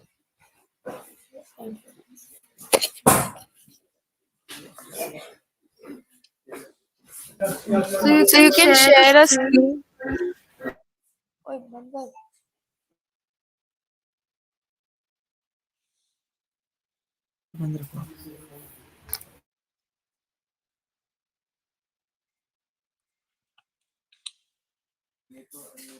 So you can share your screen, Ayush. Can you see my screen? Can you see it right now? No. I am sharing. Yeah, I see your screen. Okay. And do you see the slides moving? Yeah, I see the slides moving. Do you wish to turn on the camera? Yeah, let me just do that. Give me 1 second. Yeah. Hi. Yeah, we can see you. We can see your slides. So you can continue now. Thank you. Okay, perfect. Okay. Hi guys, I'm Ayush. I'm I'm a PhD candidate here at MIT, and I want to introduce you guys to this idea of large population models that we've been working on here for a few years now. And this is a project we run out of the MIT Media Lab, and it's sort of backed with a lot of research that we've published throughout the years, and more recently into an open source platform that everybody is welcome to contribute to. And the whole idea is we've been like, it's sort of the platform is backed by all of the research we've been doing on a real-time basis, and it's being deployed around the world. And it's entirely open source. And I would encourage you guys to check it out, contribute, and if you're interested, come work with us. And so let me get started. So what really are large population models? I'll try to zoom out and give you a bigger picture before I dive deep into the open source project. So most of AI research today is very focused on building smart individual agents. Like if you look around, you've probably seen ChatGPT, Claude, Gemini, and a bunch of other derivative products that have been built around. And the primary focus has been to like build sort of agents or like AI systems that can mimic the capabilities of an individual, and more so mimic the sensory capabilities of an individual. We have agents that can read books, write documents, listen to music, even like produce pretty images. And this is pretty useful. It's helping us like make better software engineers, help become better judges, become assistants to doctors, and all sorts of applications, but are very limited to individual capabilities. And this has been sort of driven mostly by the progress in large language models. But while this is great, a lot of the grand challenges in the world that we face as a society are not really about the behavior of an individual mostly. They're about the complex interplay of many decisions of many individuals that interact and influence each other. So most of our grand challenges really emerge from the collective. Let me give you a few examples. Like from all the big challenges we face as a society, from like the spread of diseases over like large ecosystems that spread through interactions between people, to all the energy crises you face increasingly in the cities, to like, the congestion in our cities, disruptions of supply chains. All of these big challenges are not really about an individual, but are about the population. So for solving these, we need systems that don't mimic the capabilities of an agent, but can capture the complex interplay of millions of agents around the world. And this requires sort of a new perspective to AI that can sort of go beyond the personal AI capabilities that large language models are unlocking with like ChatGPT and stuff, to not just focus on agency, which is like the ability to sense the world in many different ways, the ability to use language, vision, text, audio, all that stuff, but to also capture the effectiveness and role of interaction dynamics in shaping up these complex outcomes as a society. And this is sort of the perspective of population AI that I want to introduce you guys to. And this is where large population models come in, where the goal isn't to build the smartest AI individuals, but to grasp our increasingly interconnected world so that we can build ecosystems and build sort of AI systems and co-pilots that are not really individual assistants, but can help us move ahead and make decisions as a society. So we've been working on this project for around 4 years now, and we've been deploying these ideas around the world in collaboration with a lot of institutions. Our tools are helping the government of New Zealand immunize around 5 million of their citizens against influenza, measles every year. We've been helping provide solar energy to around 30 million people in India, ensuring the energy grid is decentralized in a lot of places. And our tools are used to track like billions of dollars of supply chain infrastructure every year. And these very disparate problems have a few elements in common. And the key dominating insight is to model millions of interacting agents so that you can capture collective social dynamics. So instead of building LLMs that have millions or billions of parameters that are tailored to a very individual unified objective, we try to model millions and often billions of interacting agents. So you want to go to parameter agents instead of parameters so that you can capture these complex societal dynamics. And doing this is a pretty challenging problem because of primary 3 constraints. So when you're trying to do this, you want to solve exactly 3 research problems. So this is part of the research agenda that we work on here at MIT. And it's sort of driven by a lot of research in the lab, and through a lot of open source contributors. We've had like people from a lot of undergraduate institutions in India participate in the research, work with us, co-author papers, contribute to research, or help us deploy solutions with many of our government partners. But coming back, there are primarily three different research problems to solve. So to be able to model millions of interacting agents so that you can capture these societal dynamics, whether it's understanding the aggregate impact of solar energy in a city, or whether it's understanding how can I use vaccines to reduce number of infections for a specific disease, or whether it's understanding how can I make sure the prices of milk are low by the time they reach the consumer. You want to solve three exact problems. The first thing you want to do is you want to be able to capture the behavior of individuals in the ecosystem with a lot of expressiveness. For instance, if I'm trying to deploy vaccine mandates to people across many different regions in New Zealand, I want to understand, based on socioeconomic income characteristics, how will different people want to comply to different vaccine mandates, and what's the source of hesitancy, how can we overcome it? And having captured this individual behavior, I want to be able to run computation of this behavior, not for a single agent, but for millions or hundreds of millions or billions of agents together, which requires you to massively scale up your simulation and computation. And what you also want to do is you want to be able to ground these computations in the correct data.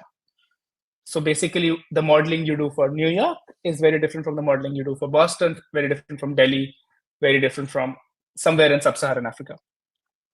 And the data that goes into these processes is often very multi-scale, it's distributed. For example, if I'm trying to run an immunization campaign, trying to give vaccines to a lot of people, I need to look at the demographics and the census data, which is extremely microscopic. You need to look at disease statistics, which are coming from some health department. You want to look at a lot of case statistics, which are coming from like the Center for Disease Control. You want to look at a lot of insurance data coming from another third party. There's a lot of multi-scale, but a lot of distributed data that you want to process together. And to capture better expressiveness, we've invented this idea of LLM archetypes. So if you're like active in the field of AI research, you probably have heard of LLMs as agents. So LLMs are really powerful because they allow you to capture the behavior of an individual, which has helped in a lot of applications. But when you want to capture the behavior of not 1, 10, 100, but 100 million agents, LLM agents actually don't really scale. So what we've built are these ideas of LLM archetypes, which allow you to use LLMs to prompt for the behavior of not 1, 10, or 100 agents, but 100 million agents together. We've built tools that allow you to massively scale up these simulations on commodity hardware.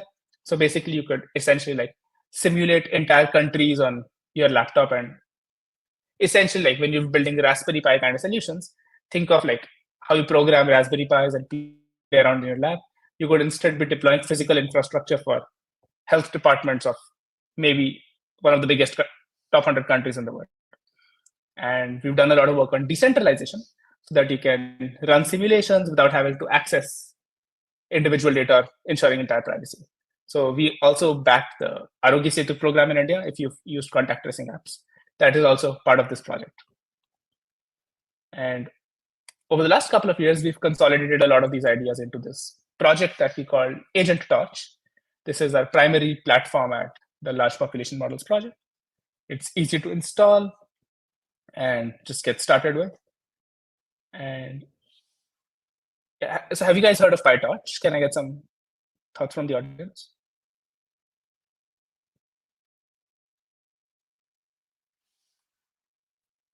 Hi, can you hear me? Yep.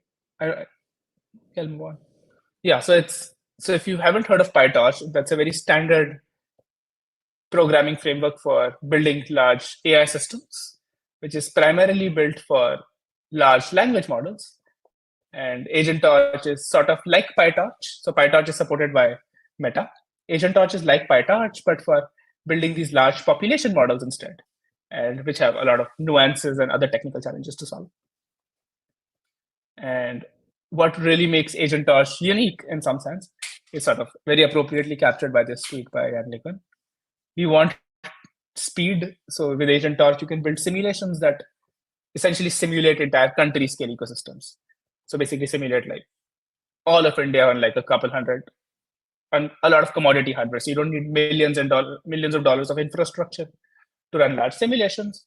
It provides a single platform to do a lot of different kinds of simulations. So you can go from modeling how cells interact inside the body to how humans spread diseases in the physical world versus how the migration patterns of birds causes diseases to evolve in the world. And simulations have this unique capability called differentiability, which makes them extremely powerful for doing a lot of computation and analyses. And it's pretty easy to get started with. You can just set up a template, take a model, set up a population, execute simulations, and produce extremely hyper-realistic visualizations. And most importantly, even with very complex simulations, one of the primary innovations of Agent Torch has been the ability to ensure you can differentiate through these agents and environments. And that is super powerful because compared to a lot of other frameworks, you can massively accelerate how fast you can do computational analysis. So you'll hear about a lot of these agent-based modeling kind of platforms today. You look at Mesa, Concordia is coming out of DeepMind. There is NetLogo, which has been around for a long time. And when it comes to systems with really large populations, Agent Torch gives massive performance gains over a lot of these very sophisticated platforms. So in practice, there's a lot of like real world applications that you can build with it. And you can just give this concept of archetypes that you can use to use LLMs to not prompt for individual behavior, but prompt for collective behavior. And for like a few $100s, you can basically rebuild the census of any city. So that opens up a lot of exciting possibilities for what we can do. And then it's very compatible. So anybody who has a background in machine learning, neural networks, you can use Agent Torch in composition with any PyTorch model or optimizer and build a lot of these hybrid neural network, machine learning, and simulation pipelines. And yep, and I would love for you guys to join the project. So if you're interested, you should just check out our GitHub repo. Like just install the project, there are the documentations. If you want to join, you should like join our Slack on the link. Just maybe if you're interested, just take a snapshot of this link. And beyond Agent Torch, these ideas are increasingly more relevant. So the reason why population AI is sort of here to stay and is the future is so Agent Torch is built not just in simulation, but it can synchronize with a lot of open protocols around the world. So if you've used UPI today, UPI sort of makes it possible for you to send money from A to B without really having an intermediary. Or if you've used Namayatri or ONDC or any of these like open protocols in the country, they're sort of making the case that we'll sort of not let anybody control the networks. And by opening networks and allowing complete transparency in transactions, we're generating a lot more information about the world. And that sort of makes the case that when there is enough information about the world and interactions of people, we can build really smart AI systems that don't just go off mimicking the sensory capabilities of people, but also how they interact with each other. So the future is here. We're building a lot of really cool things. In the next couple of years, we'll be doing the Kumbh Mela in India in Nasik, and we'll be doing a lot of really cool AI first stuff for the Kumbh Mela, which is around 30 million people over 30 days. So if you guys want to get involved with the project with us, definitely do reach out. And most immediately, we're also tackling a lot of other problems around helping a lot of countries around the world safeguard against the bird flu, which is another kind of an infectious disease which spreads from almost 90 billion birds around the planet and is starting to transfer to humans, and there have been a bunch of cases. So we're helping a bunch of countries around the world mitigate, track infections against the bird flu and how it affects their dairy and livestock supply chains. So a lot of interesting problems to work on. And if you're interested to just keep track of what we do, you should definitely sign up. And if you want to collaborate, look at a platform, definitely do get involved. And I am happy to take any questions.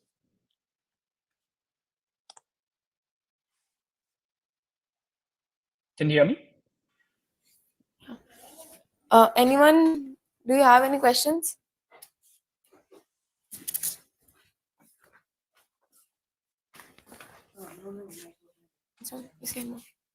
Hi, am I audible? Yeah, you are. Yeah. Hi. Hi, so I'm a third year undergraduate student here at IIT Kanpur. So one of the major question was that you talked about challenges like climate change. So we all know it's very dynamic in nature, and using an LLM would not be a proper way due to its dynamic nature. So how is the architecture or structure of these population models defined so as to like handle these intricate dynamics of these challenges? Yeah, thanks. That's a very good question. So it's a very different perspective to how you build models. So when you build, most of LLMs are very focused on data in, data out. So they have a very data centric view of the world, that they're largely sort of autocorrelation machines. So whenever you think of an LLM, you think of like number of tokens. So everybody's talking about, oh, I can build this model with 10 billion tokens, 5 billion tokens, it's a very data centric view. In contrast, like large population models take a very, I would say, a protocol centric view of the world. So the whole idea, that's why we are built around agents and not tokens.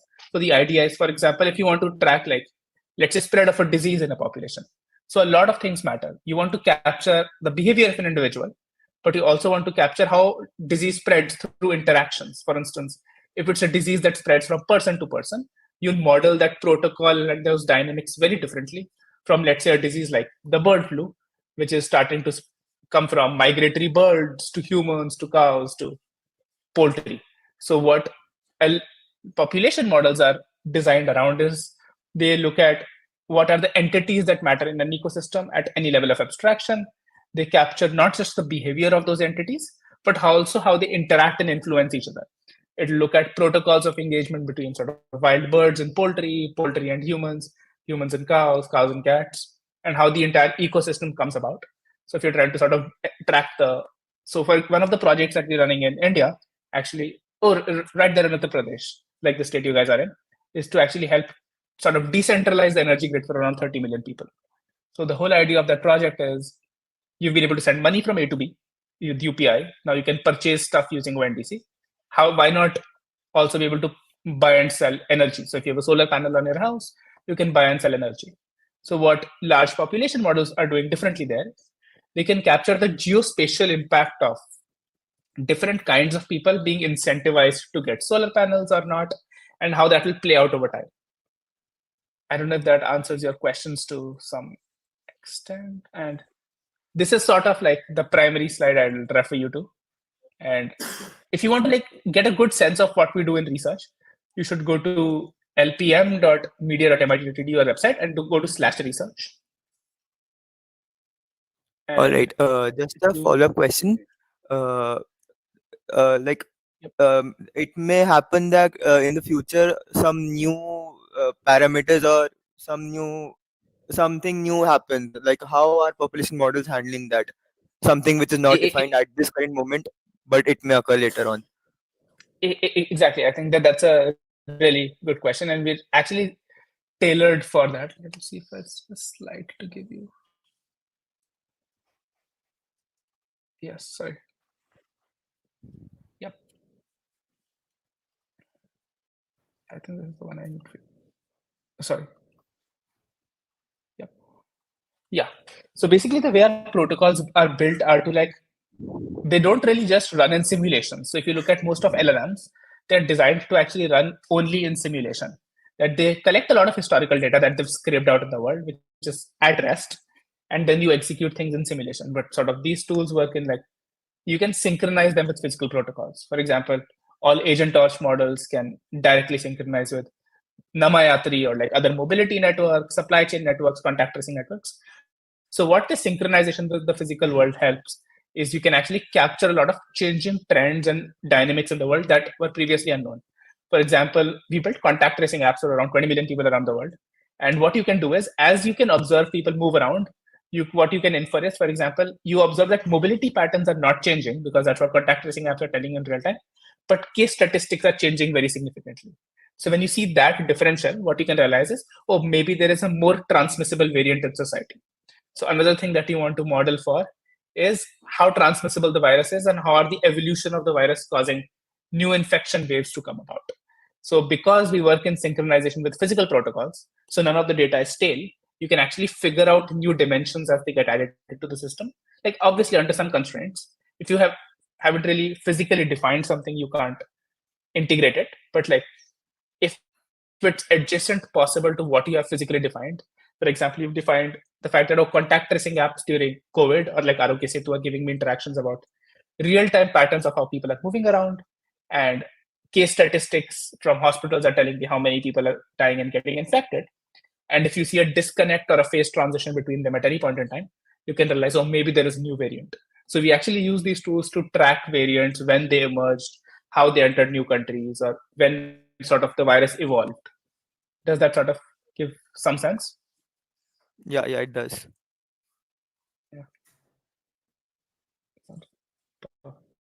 Yeah, I mean, if you're interested, you should definitely check out the project. You've got like a lot of immediate things to be working on. There are a lot of like long-term things. There's a lot of fundamental AI research happening. Yeah, I would love to hear from you. Any more questions? Okay. So, any more questions? Anyone?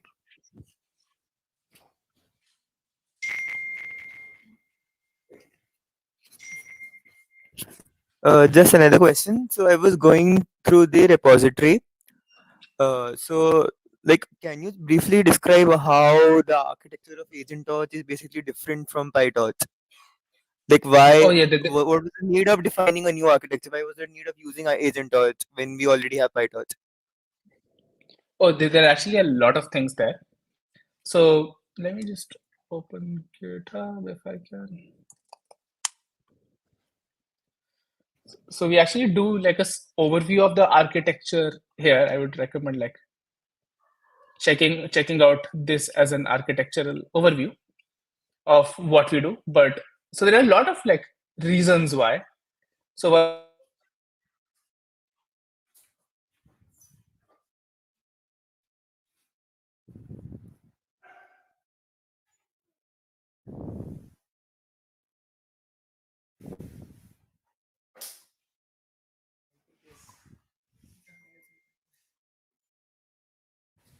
but in real world problems, many times it's not just a neural network. For example, when you're defining a protocol centric view, you want to sort of sample from distributions, you want to index from arrays, you want to write if else conditions.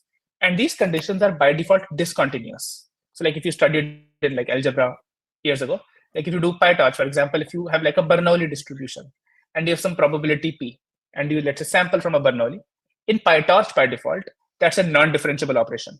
Because PyTorch was not defined with the objective of going beyond neural networks, you cannot really differentiate through, for instance, a Bernoulli or differentiate through an indexing of an array. But Agent Torch has more flexible capabilities where you can actually do a lot more interesting things. For example, if you do torch.Bernoulli, you don't get a gradient. But if you do agent torch.Bernoulli, you actually get a gradient. Or if you use torch.logical and or like any logical operator, in PyTorch, logical operators are discontinuous. So you cannot use them in your program and still build like a differentiable simulation. But if you do agent torch.logical operators, it's differentiable.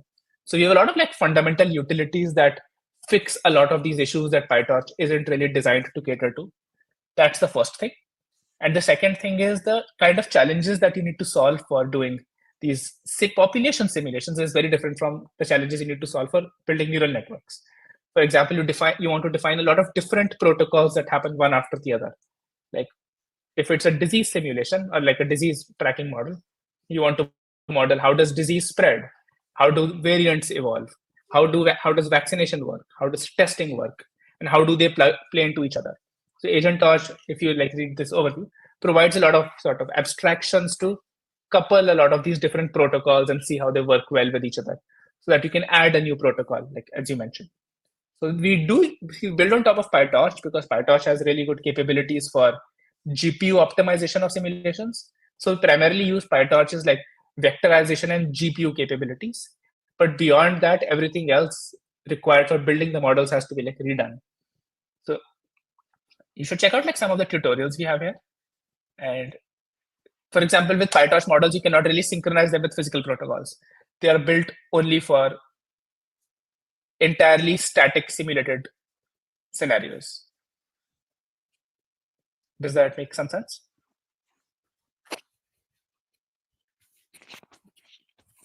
So, yeah, are there any more questions? If they are not, so we can wrap the talk. So, thank you, Ayush. So, thanks. It was nice Okay, having you, thank you. Ayush. Thank you. Sure. Thank you. Yeah. Take care, guys. Thank you. Please give applause.